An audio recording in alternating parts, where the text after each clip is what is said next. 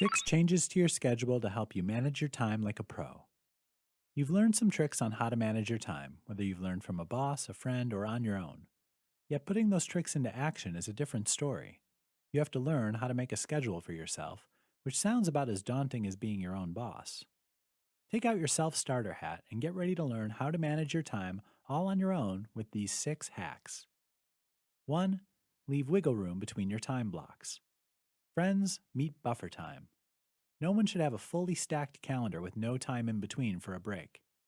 Block out buffer time on your calendar in between meetings and tasks. Your future self will thank you when your days are more productive and the hours are less exhausting. 2. Organize yourself. This is a big life change for some people because organization habits don't always come easily. At first, it may feel like you're spending extra time trying to stay organized, but the payoff is worth it. Here's a staggering statistic. On average, Americans waste about 2.5 days a year looking for misplaced objects. Don't be part of that statistic. Find a place for your belongings and always put them back where they belong. This goes for computer files too. Create a simple filing system and save new documents to the correct location. 3. Make use of the 80-20 rule. Have you ever heard of the Pareto principle, otherwise known as the 80-20 rule? This principle says you can get 80% of the work done in 20% of the time. Similarly, 80% of the results come from 20% of the actions. It can be applied to many things in life, so it's a great concept to apply to your usage of time. Get in the habit of noticing what tasks get the most results.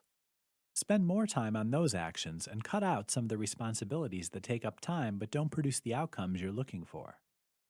4. Stop waiting.